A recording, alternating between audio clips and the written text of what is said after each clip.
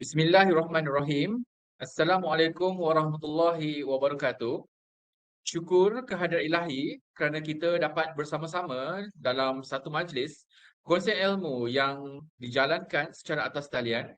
Moga ilmu yang dikongsi pada pagi yang berbahagia ini akan memberikan manfaat kepada hadirin sekalian. Saya, Nur Amin Fazli bin Aminuddin, sebagai moderator bagi sesi ini. Dimaklumkan, sesi pengkongsian ilmu ini adalah rentetan dari Konvensyen Antarabangsa Pendidikan Kontemporari yang berlangsung pada 9 Ogos yang lalu. Bagi sesi ini, pembentang akan disampaikan oleh tokoh pendidikan Indonesia iaitu Dr. Alhamuddin MMPD. Sidang pendengar yang dikasihi sekalian, lanskap pendidikan kini mengalami perubahan yang drastik susulan rempuhan teknologi dan revolusi perindustrian IR 4.0 yang telah menuntut semua pihak untuk lebih proaktif dan responsif kepada persekitaran. Kesan dari rempuhan ini, cabaran merupakan aspek yang perlu ditangani dengan cara yang lebih kreatif di kalangan warga pendidik. Pada pagi yang berbahagia ini, kita akan mengupas satu perkongsian ilmu yang bertajuk Implementasi Kebijakan Merdeka Belajar, Kampus Merdeka di Perguruan Tinggi di Indonesia. Sebelum saya menjemput panel pembentang, marilah sama-sama kita berkenalan dengan Dr. Alhamuddin, MMPD. Beliau merupakan dosen Universitas Islam Bandung, juga merupakan asesor bagi Lembaga Akreditasi Mandiri Pendidikan. Beliau juga aktif sebagai reviewer di pelbagai sektor pendidikan di Indonesia. Selain aktif sebagai reviewer, beliau juga banyak memperolehi grant-grant penyelidikan bersifat ilmiah dan terbaru. Bagi tahun 2023, beliau memperolehi grant bagi penyelidikan Improving Students' University Higher Order Thinking Skills through Differential Instruction to Develop 21st Century Learners, berkolaborasi di antara Universiti Islam Bandung dan Universiti Brunei Darussalam. Merupakan pakar bahagian kurikulum dan pembelajaran Universitas Pendidikan Indonesia, Bandung, Jawa Barat dan pernah menjadi manajemen pendidikan di Universiti Islam Nusantara, Bandung, Jawa Barat. Selain itu, beliau banyak menyertai kursus metodologi pendidikan yang diiktiraf dari tahun 2009 hingga tahun 2022. Selain aktif sebagai penyelidik di persidangan antarabangsa bermula tahun 2017 hingga 2021 dengan pelbagai tajuk yang dibentangkan. Hadirin yang dihormati sekalian, sebelum saya meneruskan sesi pembentangan ini, suka saya memaklumkan bahawa sesi pembentangan ini adalah selama 35 minit, kemudian akan diteruskan dengan sesi soal jawab selama 5 minit. Untuk tidak melengahkan masa lagi, saya mempersilakan pembentang kita, Dr. Alhamuddin MMPD, untuk membentangkan kertas kerja beliau yang bertajuk Implementasi Kebijakan Merdeka Belajar, Kampus Merdeka di Perguruan Tinggi di Indonesia. Majlis dengan segala hormatnya mempersilakan Doktor. Assalamualaikum warahmatullahi wabarakatuh. Yang kami hormati para pembentang dan seluruh partisipan dalam konvensyen antarabangsa yang berbahagia. Alhamdulillahirrabbilalamin, wassalatu wassalamu ala asyrafil anbiya'i wal mursalin, wa ala alihi wa ashabihi wa mawalah, wa man tabi'ahu bi ihsanin ila yaumiddin, amma ba'du. Puji dan syukur marilah senantiasa kita panjatkan kehadirat Allah Subhanahu wa taala atas segala limpahan rahmat dan karunia yang telah Allah berikan kepada kita, sehingga pada kesempatan hari ini kita bisa bersilaturahmi secara virtual. Semoga suatu hari kita bisa bersilaturahmi secara offline dalam keadaan sehat walafiat. Salawat dan salam tak lupa kita aturkan kepada junjungan agung kita Nabi besar Muhammad sallallahu alaihi wasallam, untuk para keluarga, sahabat dan pengikut Rasulullah sallallahu alaihi wasallam hingga akhir zaman. Semoga kelak kita mendapatkan syafaat dari Rasulullah sallallahu alaihi wasallam. Yang kami tuan-puan yang berbahagia, mohon diizinkan saya untuk share screen.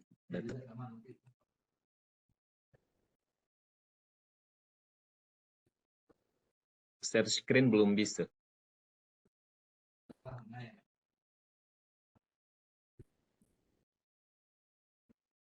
Oke.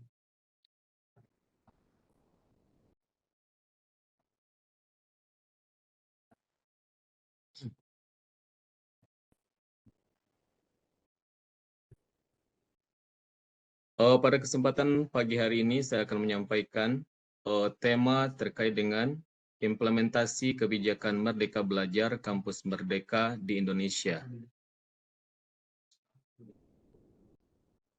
Ki Hajar Dewantara adalah tokoh pendidikan Indonesia dan juga sebagai pahlawan nasional.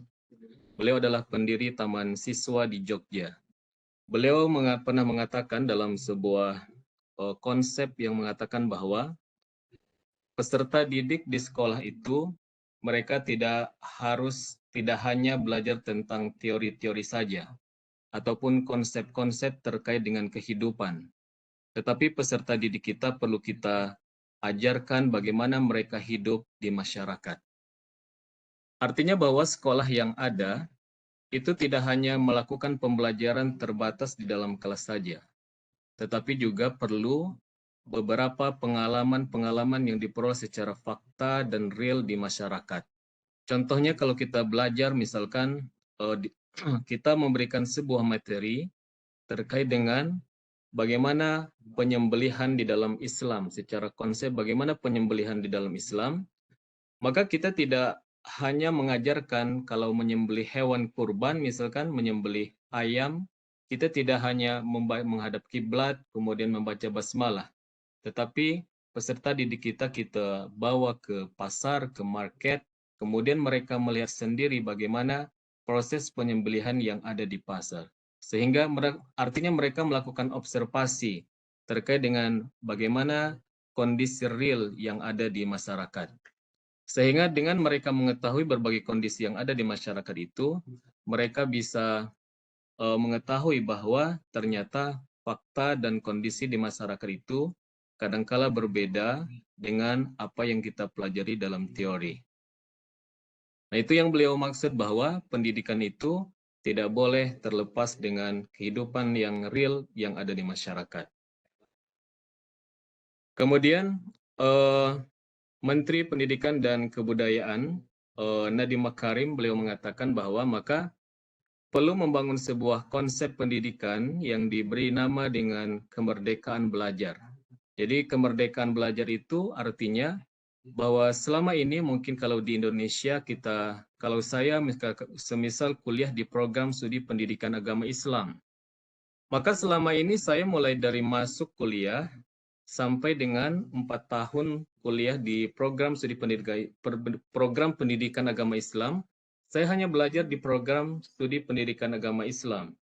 Maka dengan konsep, dengan kebijakan Merdeka Belajar itu, pemerintah memberikan kebebasan kepada mahasiswa, kepada siswa untuk mengambil mata kuliah, subjek yang lain di program studi yang lain, ataupun di perguruan tinggi yang lain. Nah, ini yang kita maksud dengan Merdeka Belajar. Semisal saya kuliah di program studi pendidikan agama Islam. Kemudian saya ingin mengembangkan pengetahuan saya terkait dengan communication skill, komunikasi dakwah misalkan. Maka saya bisa mengambil mata kuliah di program studi komunikasi. Ataupun saya ingin mempelajari tentang desain, maka saya bisa mengambil mata kuliah desain di program studi desainer.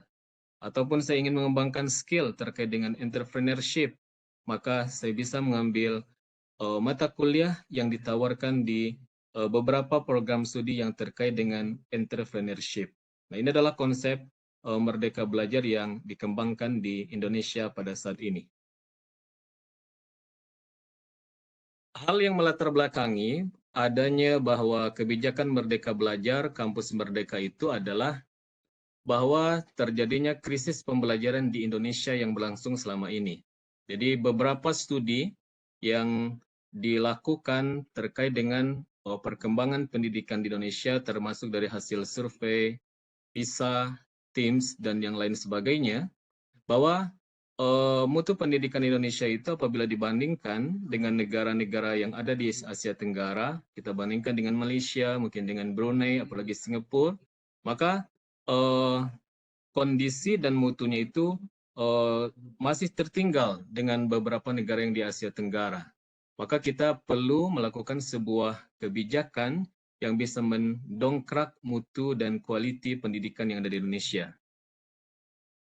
Selain survei terkait dengan hasil PISA dan STEAM tersebut, bahwa kondisi COVID-19 pada tahun 2020 yang menimpa dunia, tidak hanya di Indonesia, itu juga adalah menyebabkan berbagai macam rendahnya mutu pendidikan, yang akhirnya menjadikan learning loss di antara student yang ada di Indonesia.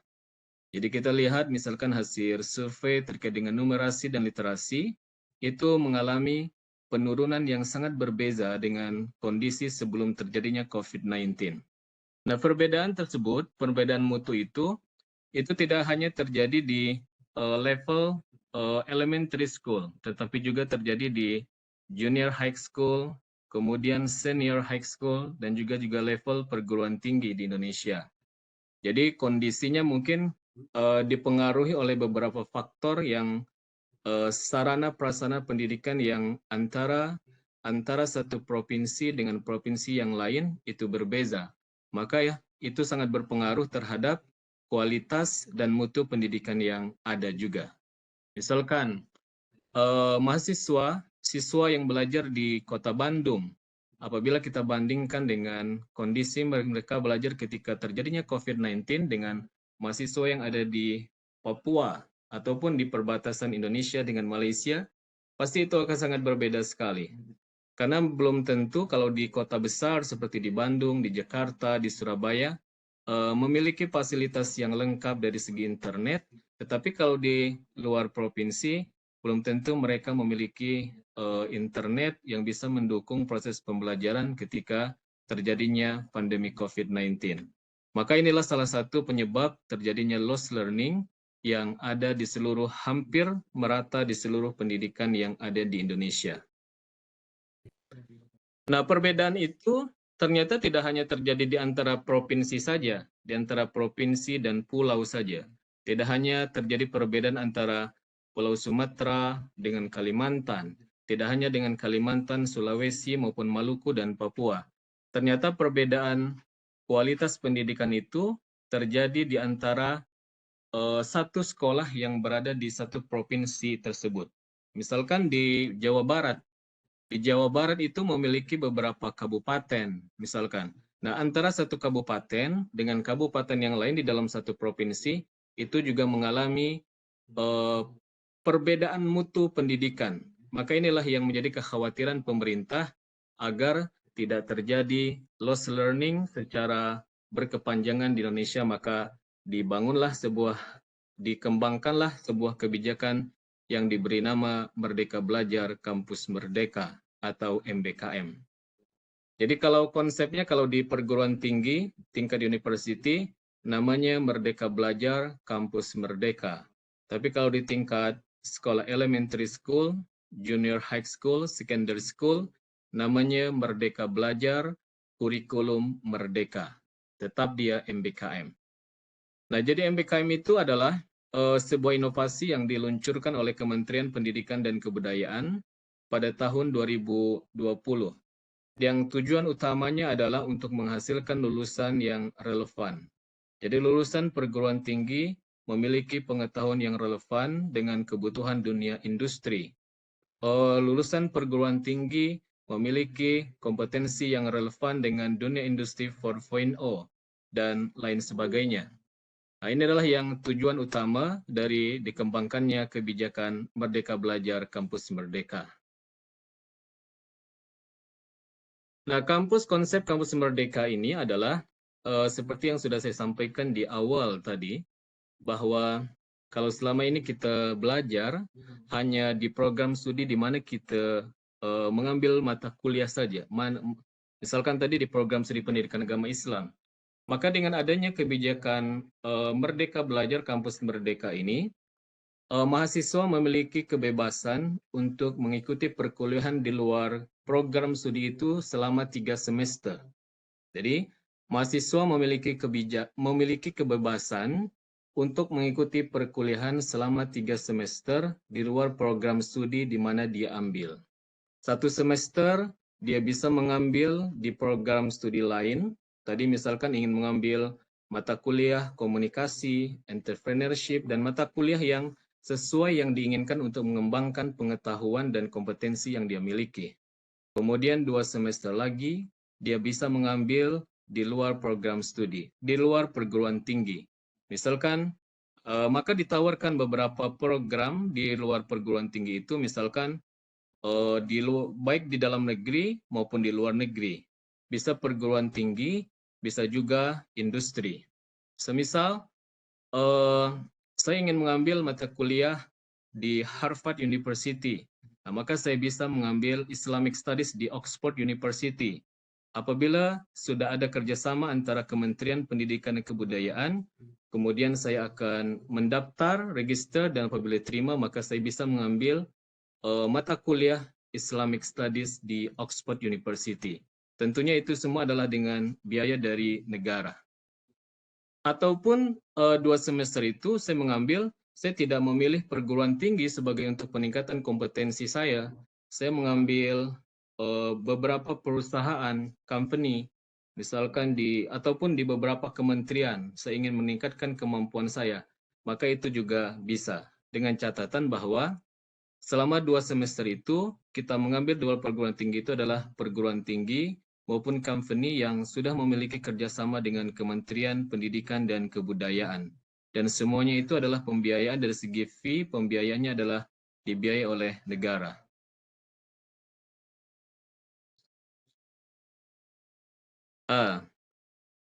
Rekan-rekan sekalian berbahagia, nah ini adalah salah satu juga pertimbangan bahwa memang di skill yang dibutuhkan terutama di dunia industri 4.0 itu akan berbeda dengan kompetensi yang dimiliki sekarang. Maka perlu sekali inovasi yang dikembangkan oleh pemerintah.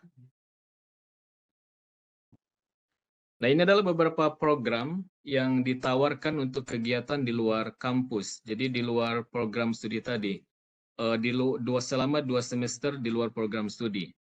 Yang pertama itu adalah magang atau praktik kerja. Jadi saya bisa mengambil magang ataupun bekerja di beberapa perusahaan yang dimiliki oleh pemerintah, baik itu swasta maupun negeri. Nah, ini mahasiswa mereka diberikan kesempatan untuk bekerja di sini selama 1 semester ataupun 2 semester. Kemudian ada proyek desa namanya. Jadi proyek desa itu adalah sebuah gambaran apabila mahasiswa nanti setelah dia lulus dari perguruan tinggi, dia ingin membangun desanya, maka dia bisa mengikuti beberapa kegiatan proyek desa namanya. Jadi mengembangkan desanya, membangun bagaimana desa itu bisa menjadi maju dari aspek ekonomi, dari aspek pendidikannya. Maka ini juga nanti bisa bekerja sama dengan Kementerian Desa dan juga Kementerian Pendidikan dan Kebudayaan. Kemudian program yang ketiga yang ditawarkan itu adalah magang di sekolah. Artinya bahwa mahasiswa itu selama mereka masih studi, mereka bisa juga mengajar di sekolah, baik yang pendidikan maupun yang non-pendidikan, yang melatar belakangnya education ataupun yang non-education. Itu mereka bisa mengajar selama 1 semester di sekolah-sekolah yang sudah ditunjuk oleh pemerintah. Tujuannya adalah agar mereka bisa mengetahui bagaimana kondisi real yang ada di sekolah maupun di tempat-tempat kerja itu. Sehingga nantinya setelah mereka keluar dari perguruan tinggi itu, mereka mengetahui apa yang harus mereka miliki dan apa yang harus mereka kembangkan agar memiliki kemampuan yang relevan dengan dunia industri. Kemudian pertukaran pelajar, program selanjutnya yang ditawarkan itu adalah pertukaran pelajar, student exchange. Jadi ke beberapa negara dan ke beberapa perguruan tinggi yang ada di dunia. Tentunya adalah beberapa perguruan tinggi yang masuk dalam kelas World University. Dan juga ada beberapa perguruan tinggi ada di Malaysia, di Brunei, Singapura, dan juga di Eropa dan di Afrika. Kemudian adalah riset. Riset ini juga, jadi kalau mahasiswa yang dia ingin mengembangkan kemampuan risetnya, maka dia juga bisa melaksanakan kegiatan perkuliahan itu di luar kampus dengan bekerja sama di Badan Riset dan Inovasi Nasional yang dimiliki oleh pemerintah. Kemudian kegiatan selanjutnya adalah bisa mengikuti proyek independen. Proyek independen itu adalah proyek kegiatan-kegiatan kemanusiaan yang dilaksanakan misalkan dengan UNICEF ataupun menjadi volunteer di beberapa kegiatan. Dan yang ada lagi adalah kegiatan wirausaha. Nah, kegiatan wirausaha itu adalah entrepreneurship. Jadi dikembangkan di dunia-dunia ekonomi, dunia-dunia usaha, agar mereka memiliki juga jiwa entrepreneurship.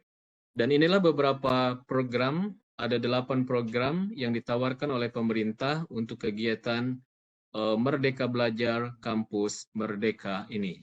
Sehingga nanti diharapkan para mahasiswa itu benar-benar memiliki kemampuan dan kurikulum yang ada di perguruan tinggi itu sesuai dengan dunia industri dan dunia kerja. Slogan yang dikeluarkan oleh perguruan tinggi di Indonesia, perlu bergerak lebih cepat agar kita bisa bersaing dengan tingkat dunia.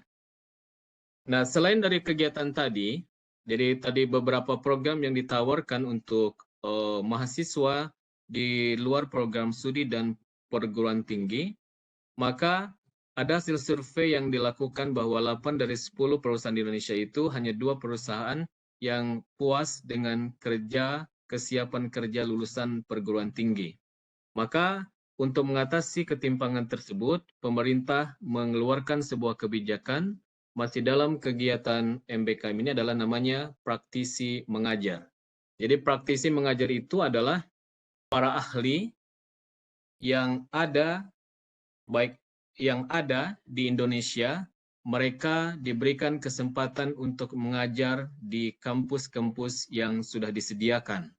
Jadi misalkan dia seorang manajer di sebuah perusahaan besar di Pertamina, di Pertamina. Kemudian dia seorang manajer di di perbankan. Nah, maka dia diberi kesempatan untuk mengajar di kampus-kampus untuk sharing pengetahuan, sharing pengalaman dengan mahasiswa yang ada di kampus. Nah, di Indonesia diketahui bahwa sebanyak 13,4 juta praktisi ahli yang ada. Jadi dengan jumlah yang besar, 13,4 juta itu, tentunya bahwa itu bisa mencukupi beberapa perguruan tinggi yang ada untuk mereka mengajar. Jadi artinya bahwa mereka tidak hanya bekerja dan memiliki pengalaman di perusahaan saja, tetapi pengalaman yang dimiliki oleh para ahli itu bisa mereka sharing dan sampaikan kepada mahasiswa di kelas-kelas yang ada di perguruan tinggi. Nah, ini adalah misalkan ini adalah beberapa contoh yang praktisi yang masuk ke dalam kelas-kelas. Nah, kita contohkan misalkan saya ada kuliah, misalkan kuliah kurikulum pengembangan kurikulum pendidikan Islam. Maka saya bisa memanggil praktisi mengajar itu dari praktisi dari sekolah, misalkan yang selama ini dia sudah terbiasa mengembangkan kurikulum di sekolah. Ataupun kita juga bisa mengambil para praktisi yang bekerja di kementerian yang mengembangkan kurikulum secara langsung. Nanti dia bisa mengajar ke dalam kelas bagaimana cara mengembangkan kurikulum pendidikan agama Islam yang sesuai. Ataupun juga kalau di kelas farmasi misalkan, mereka tidak hanya belajar dengan dosennya saja bagaimana cara membuat obat, tetapi juga mereka bisa mengundang para praktisi-praktisi yang bekerja di perusahaan-perusahaan besar yang selama ini memang mereka bergerak di dalam perobatan. Ataupun dalam bidang kedokteran, bisa mereka mengundang para dokter-dokter spesialis yang sudah memiliki rekam jejak yang bagus dan memiliki jam terbang yang tinggi, bisa juga dipanggil ke dalam kelas untuk mengajarkan beberapa tema ataupun pengetahuan yang terkait dengan kurikulum yang ada. Nah, artinya bahwa praktisi mengajar ini akan disesuaikan dengan konsep dan tema yang ada di kelas kita. Maka kita diberikan kebebasan untuk mengundang para praktisi tersebut untuk mengajarkan pengetahuan-pengetahuan yang mereka miliki dan pengalaman-pengalaman yang sudah mereka miliki di dunia kerja. Dan syaratnya dari praktisi tersebut, jadi kalau mereka jadi seorang praktisi itu disyaratkan bahwa mereka sudah memiliki kurang lebih pengetahuan pengalaman 3 tahun di dunia kerja yang dia geluti. Seperti misalkan dia bekerja di Pertamina, dia sudah menjabat sebagai manajer, itu kurang lebih dari 3 tahun. Jadi kalau dia sudah 3 tahun, baru dia bisa mendaftar menjadi praktisi mengajar. Dan praktisi mengajar ini juga, ini adalah difasilitasi oleh negara, semuanya adalah dibiayai oleh pemerintah. Jadi kita hanya mendaftarkan saja, misalkan mata kuliah saya pengembangan kurikulum, maka nanti saya daftarkan di platform yang disediakan oleh pemerintah, kemudian nanti saya mengusulkan siapa praktisi yang bisa mengajar untuk mata kuliah ini. Nanti akan dicarikan siapa yang praktisi bisa mengajar mata kuliah tersebut. Dalam kolaborasi tersebut, jadi kolaborasi praktisi mengajar itu bisa dalam bentuk kolaborasi jangka pendek maupun kolaborasi jangka panjang. Artinya bahwa kolaborasi jangka pendek itu dia bisa mengajar dalam 1 minggu itu 1 sampai dengan 10 jam. Tetapi kalau dia mengajar, kalau dia kolaborasi panjang intensif itu dia bisa mengajar 15 sampai dengan 41 jam. Jadi kalau di Indonesia itu perkuliahan kita biasanya satu pertemuan itu kita 1,5 jam, jadi 1,5 jam ataupun dia 2,5 jam. Jadi kalau dia mengajar dari jadi 4 sampai 10 jam, artinya dia 3 kali pertemuan mengajar di satu tema perkuliahan itu. Tentunya bahwa dengan adanya kolaborasi jangka pendek maupun kolaborasi intensif yang dilakukan oleh praktisi mengajar itu akan memberikan pengalaman yang sangat banyak sekali kepada mahasiswa kita dan akan membuka wawasan mereka terkait dengan bagaimana sebenarnya bekerja di dunia industri. Jadi kelas itu tidak hanya mengajarkan tentang teori-teori dan konsep-konsep saja, tetapi juga mereka mengetahui bagaimana secara real dan faktanya ketika didatangkan oleh para praktisi untuk mengajar di dalam kelas kita.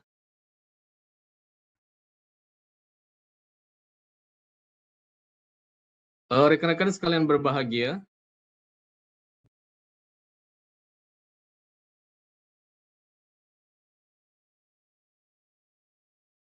nah ini adalah konsepnya, jadi 8 plus I link and match. Jadi konsep yang dikembangkan itu bahwa nantinya, maka mengapa perlu adanya program-program yang disebutkan tadi dalam kegiatan MBKM tadi ada 8 program, kemudian tadi ada juga praktisi mengajar, itu semuanya adalah untuk mencapai link and match. Maka dalam rangka link and match itu, maka adalah kurikulum di perguruan tinggi perlu dikembangkan bersama-sama. Jadi tidak hanya perguruan tinggi mengembangkan kurikulumnya secara mandiri, tetapi juga perguruan tinggi bekerja sama dengan dunia industri, dengan para stakeholder, agar kurikulum yang dimiliki itu bisa sesuai dengan kebutuhan masyarakat. Kemudian praktisi harus mengajar di dalam kampus, kemudian dosen juga, para pensarah, para lecturer, mereka diberi kesempatan untuk mengembangkan dan berkegiatan di luar kampus. Sehingga nantinya bahwa para dosen, para praktisi juga mereka pengalaman-pengalaman yang kita miliki itu tidak hanya terbatas dengan teori-teori dan konsep-konsep saja, tetapi juga kita memiliki wawasan dan pengetahuan yang sesuai dengan kehidupan dari masyarakat yang ada. Rekan-rekan sekalian berbahagia, itu saja yang mungkin yang bisa saya sampaikan pada kesempatan pagi hari ini pada acara convention antarbangsa terkait dengan pendidikan. Terima kasih. Wabillahi taufiq wal hidayah. Wassalamualaikum warahmatullahi wabarakatuh. Assalamualaikum warahmatullahi wabarakatuh, Dr. Alamuddin. Dr. Alamuddin, satu pembentangan yang menarik, okey, berkenaan dengan kebebasan dalam pembelajaran. Jadi ada beberapa soalan di sini, Doktor. Diminta untuk Doktor berikan pandangan lah ya. Okey, bagaimanakah doktor melihat penggunaan teknologi yang ada pada ketika ini bila digandingkan dengan kebebasan pelajar, apakah doktor rasa implikasi dia di masa-masa mendatang? Silakan doktor. Uh, Tentunya bahwa penggunaan teknologi dalam aplikasi kegiatan MBKM ini tidak terlepas dari teknologi tentunya.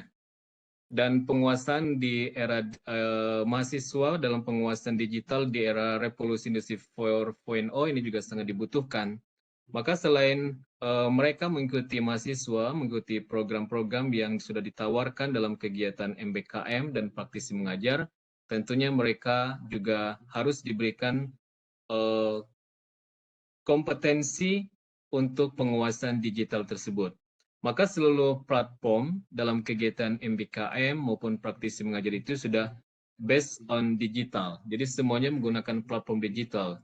Tentunya nanti dengan menggunakan platform digital tersebut, mahasiswa mereka harus menguasai teknologi karena teknologi itu merupakan bagian yang terpenting yang harus kita kuasai bersama di dunia industri 4.0 ini. Maka dari semua kegiatan tersebut sudah based on teknologi semuanya, dokter.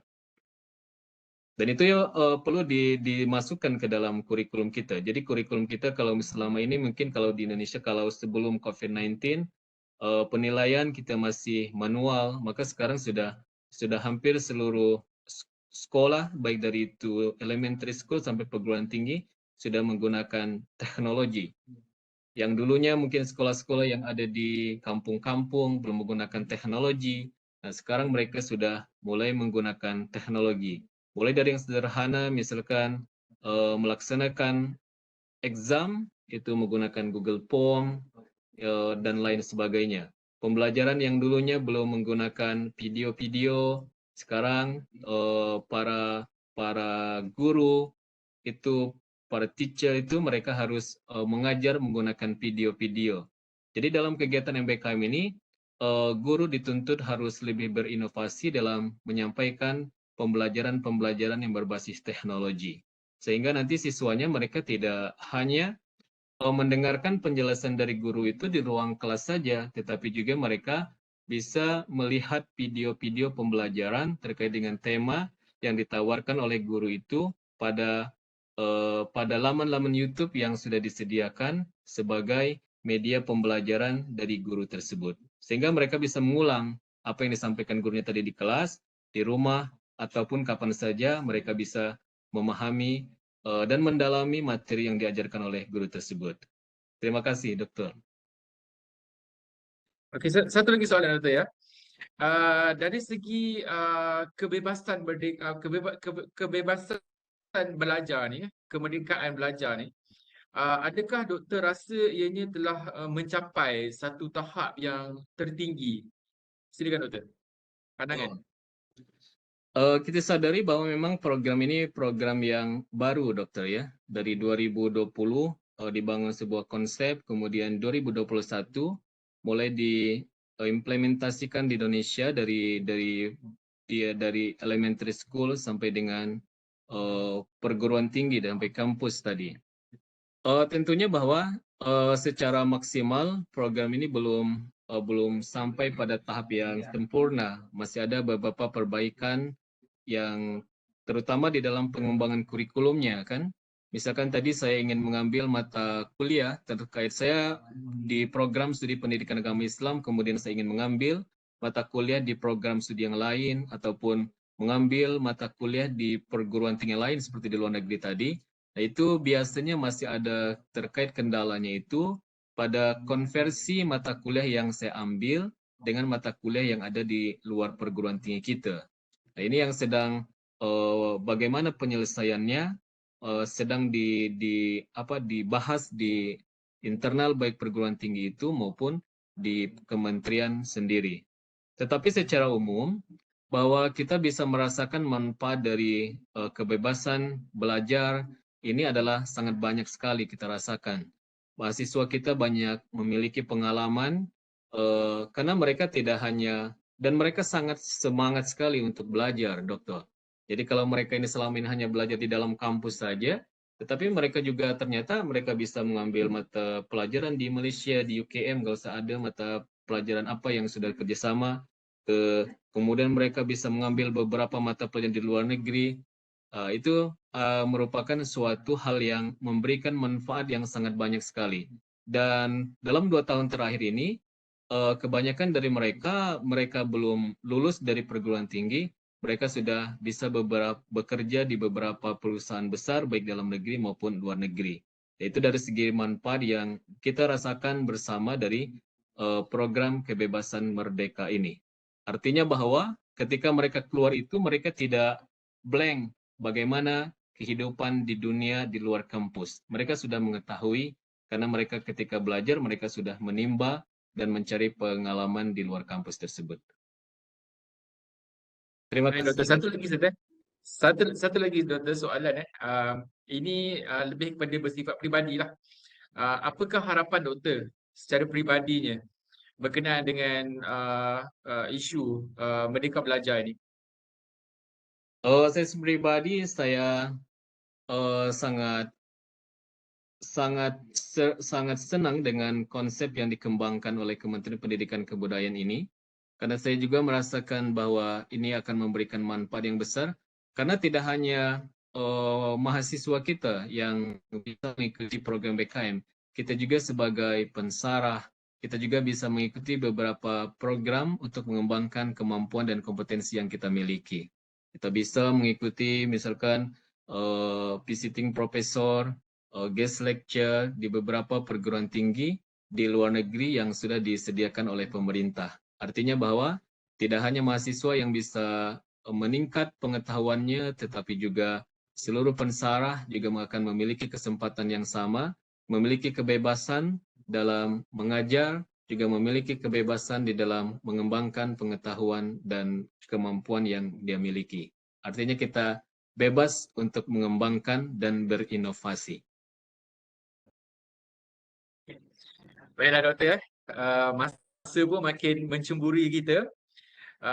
InsyaAllah kita akan berkongsi lagi lah pada masa-masa mendatang ya, Doktor. Amin, insya Terima Allah. kasih.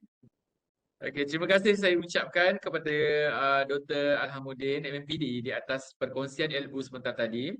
Saya sebagai moderator bagi sesi ini memohon maaf sekiranya ada sebarang kesilapan di dalam mengendalikan sesi pada kali ini. InsyaAllah kita berjumpa lagi pada waktu-waktu mendatang. Sekian daripada saya. Wabillahi taufiq wal hidayah. Assalamualaikum warahmatullahi wabarakatuh. Waalaikumsalam warahmatullahi wabarakatuh. Terima kasih, Dokter.